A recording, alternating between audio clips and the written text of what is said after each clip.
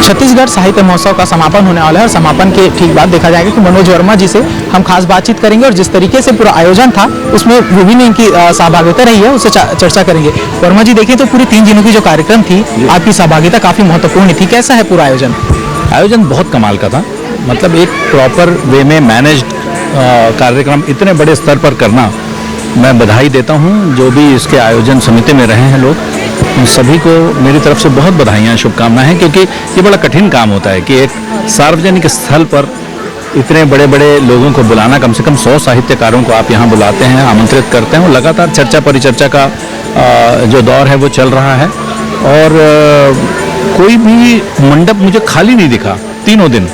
तो ये एक बड़ी ही मतलब खुशी की बात है कि लोग यहाँ पर इस तरीके की चर्चाओं परिचर्चाओं में भाग ले रहे हैं, तो ये कहीं ना कहीं राज्य के बौद्धिक स्तर को दर्शाता है। मनोज जी देखें तो आप फिल्मी जगत से भी जुड़े हुए हैं, कला को साहित्य को काफ़ी बेहतरी से समझते हैं, उस बीच में ये आयोजन कितना महत्वपूर्ण था आज के युवाओं के लिए और साथ में जो आने वाली पीढ़ी है उन तक साहित्य को पहुँचाने के लिए? देखिए, साहित्य जो है वो जड़ है, चाहे सिनेमा की हो, चाहे पढ़ाई लिखाई की हो, चाहे दुनिया को समझने की हो।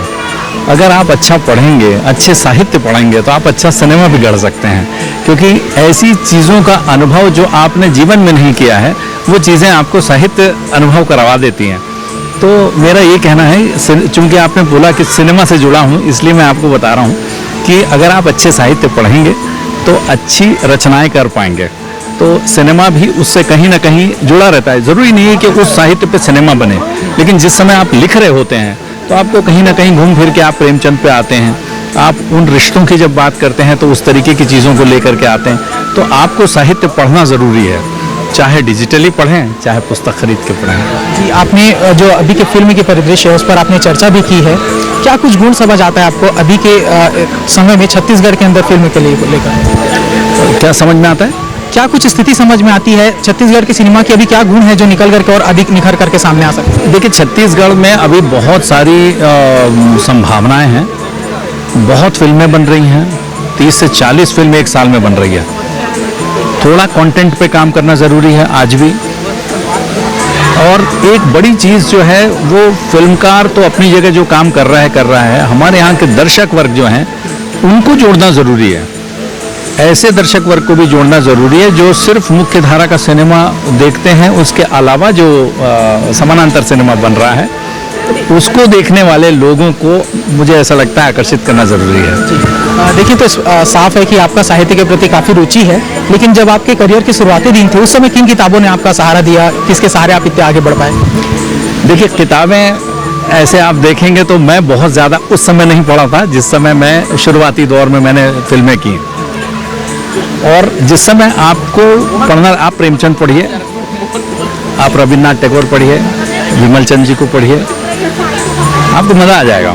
आप विनोद कुमार शुक्ल जी को पढ़िए, बहुत कठिन थे। मैंने जिस समय पढ़ा था शुरुआत में नौकर की कमीज, मुझे सही में समझ में नहीं आई थी फिल्म, लेकिन एक उम्र के बाद में जब आप उन चीज़ों को समझने लगते हैं कि लेखक कहना क्या चाह रहा है, आप दीवार में एक खिड़की रहती है, आप उसको पढ़िए, आपको लगेगा कि कोई आदमी कितना अंदर तक सोच सकता है। आप भूलन कांदा पढ़िए बख्शी जी का, आप उनके ऑब्जर्वेशंस देखेंगे, आप खुश हो जाएंगे। तो ये चीज़ें हैं जो आपको सीखने को मिलती हैं साहित्य से, उनकी विचारधारा और उनके जो अनुभव हैं जीवन के, वो आपको इस तरीके से दिखने लगते हैं जैसे वो आपके साथ घटना घटित हुई है। सर, देखा जाए तो जो पूरा आयोजन था कितना जरूरी था और कितना इसका आने वाले समय में और विस्तार किस तरीके से किया जा सकता है और क्या कुछ बेहतर हो सकता था इसमें? देखिए, मुझे लग रहा है कि अगर इस तरीके का भी इतना भी अगर हर साल हो तो बहुत ज़्यादा लाभान्वित होंगे यहाँ के हमारे छत्तीसगढ़ के लोग। मैं देख रहा हूँ यहाँ पे सिर्फ रायपुर से नहीं है, बाहर बाहर से लोग आए हुए हैं, दूर दूर से आए हैं। मैंने यहाँ पे स्टॉल्स लगे हुए हैं, आपके बुक स्टॉल्स भी लगे हुए हैं, और हाथ से बनाने वाले सामान, ये सारी चीज़ें बिक रही हैं, चर्चा परिचर्चा हो ही रही है। तो मेरा ये सोचना है कि इस तरीके के आयोजन जो हैं ये एक सफल जिस तरीके का हुआ है, ऐसा ही प्रयास इनको हर साल करना चाहिए, ताकि हमारे यहाँ का जो एक ऑरा बनता है इन सब चीज़ों से, तो यहाँ जितने लोग 3 दिन आए होंगे ना, उनके अंदर अपने आप साहित्य के प्रति रुचि जाग जाएगी। और वो पढ़ना शुरू करेंगे। तो हर साल अगर आप 20 छात्रों को भी अगर आप इस तरीके की रुचि पैदा कर देते हैं तो वो मल्टीप्लाई होगा, और मल्टीप्लिकेशन जो है वो बहुत बड़े लेवल पे होगा। तो हमारे यहाँ का बौद्धिक स्तर जो है वो और उठेगा। जी देखा जाए तो पूरे साहित्यिक महोत्सव का जो समापन है वो हो रहा है, लेकिन समापन के साथ ही देखा जाए तो जिस तरीके से संदेश यहाँ पहुँचने वाले लोग दे रहे हैं और साथ में जितना आवश्यक इसे बताया जा रहा है, क्योंकि युवाओं की काफ़ी रुचि इसमें देखी गई है, किताबें खरीद कर ले जा रहे हैं, तो ये माना जाएगा कि आने वाले समय में जो युवा हैं वो और भी अधिक साहित्य के प्रति प्रेरित होंगे और किताबों को लेकर के उनकी जो रुचि है वो आने वाले समय में और भी अधिक बढ़ेगी। कैमरामैन दीपेश सोनकर के साथ मैं राहुल अग्निहोत्री, स्वराज एक्सप्रेस, रायपुर।